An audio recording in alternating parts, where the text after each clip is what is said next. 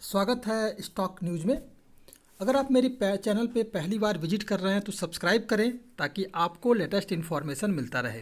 बाबा रामदेव की कंपनी पतंजलि की सब्सिडरी रुचि सोया के फॉलो ऑन पब्लिक ऑफरिंग यानी कि एफपीओ में पैसा लगाने वालों को शानदार मुनाफा हुआ होगा। आज कंपनी के एफपीओ की बाजार में मजबूत लिस्टिंग हुई।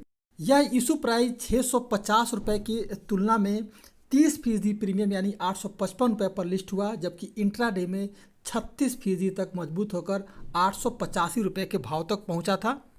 आज जो है सभी चैनलों पे न्यूज़ बस एक ही है कि रुचि सोया का जिस तरह से एफपीओ की लिस्टिंग हुई है वो बेहद ही शानदार है, और आपके स्क्रीन पर भी रुचि सोया को लेकर के जो न्यूज़ निकल के आ रही है वो आपको मैं बताना चाह रहा हूँ। तो सवाल ये उठता है कि क्या इसके हमें स्टॉक में बने रहना चाहिए या फिर हमें प्रॉफिट बुकिंग करनी चाहिए या लॉन्ग टर्म के लिए भी हमें होल्ड करके रखना चाहिए। इन सारी बातों पे आज हमारी चर्चा रहेगी। तो अगर आप मेरे चैनल पे पहली बार विजिट किए हैं तो सब्सक्राइब करें ताकि ऐसे ही आपको लेटेस्ट इन्फॉर्मेशन मिलता रहे।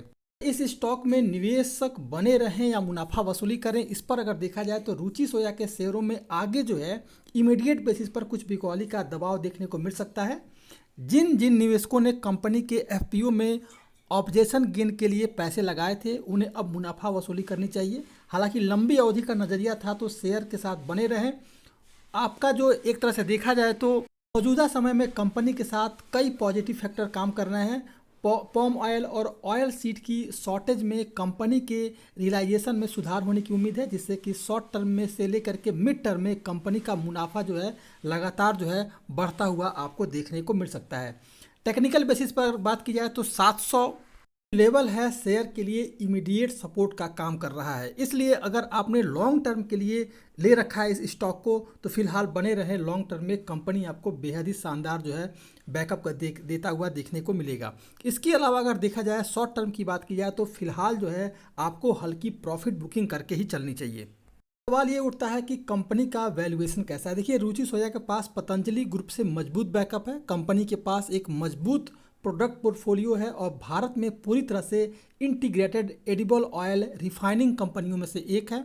वैल्यूएशन पर नज़र डालें तो यह इंडस्ट्री के औसत से कम है। कंपनी के फंडामेंटल बेहतर हैं और फंडामेंटल इसके लगातार जो है मजबूत देखने को मिल रहा है। इसलिए लंबी अवधि के निवेश को शेयर में बने रहने की सलाह दी जा सकती है। हालांकि ऑप्टेज गेन के लिए जिन्होंने भी पैसा लगाए थे उन्हें जो है फिलहाल इस समय मुनाफा वसूली करना चाहिए। देख लेते हैं कि रुचि सोया का जो एफपीओ था इसकी लिस्टिंग कब हुई और खुला कब और बंद कब हुआ। देखा जाए तो रुचि सोया का जो एफपीओ था 24 मार्च से लेकर के 28 मार्च तक खुला था। इसके फ्लोर प्राइस लगभग 615 रुपये के करीब था और देखा जाए तो कैप प्राइस जो है लगभग 650 रुपये के करीब था। कंपनी ने इसके लिए 615 से 650 रुपये प्रति शेयर का प्राइस बैंड तय किया था। एफपीओ से मिलने वाली रकम का इस्तेमाल जो है कंपनी अपने कुछ बकाया लोन के रिपेमेंट में कंपनी जो है इसके अलावा जो है अपनी बढ़ रही वर्किंग कैपिटल की आवश्यकताओं और अन्य समान कॉरपोरेट उद्देश्यों को पूरा करने और बिजनेस को आगे बढ़ाने के लिए करने वाली है।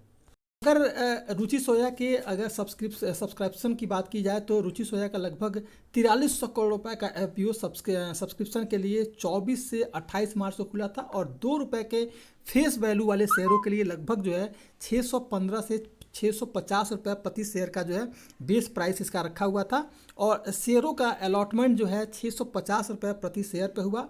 एफपीओ के जरिए जो शेयर इशू हुए उनकी मार्केट में जो है 8 अप्रैल को लिस्टिंग हुई कि आज के दिन ही लिस्टिंग हुई। तो मेरा मानना ये है कि अगर देखा जाए तो रुचि सोया के एफपीओ में अगर आपने निवेश किया हुआ है तो फिलहाल प्रॉफिट बुकिंग करें, क्योंकि किसी भी दिन आपको बड़ी गिरावट देखने को मिल सकती है और जैसे ही गिरावट आएगी फिर से इसमें नया जो है आप इसमें अप्लाई कर सकते हैं, नया शेयर खरीद सकते हैं। इसके बाद जो है लॉन्ग टर्म के लिए इस स्टॉक में चल सकते हैं। लेकिन अगर आपने लॉन्ग टर्म के लिए मन बना के रखा हुआ है तो फिलहाल जो है इस कंपनी में बने रहें, आपको बेहतर रिटर्न देखने को मिल सकता है। था रुचि सोया का एफपीओ। अगर आप मेरे चैनल पर पहली बार विजिट किए हैं तो सब्सक्राइब करें ताकि ऐसे ही आपको लेटेस्ट इन्फॉर्मेशन मिलता रहे।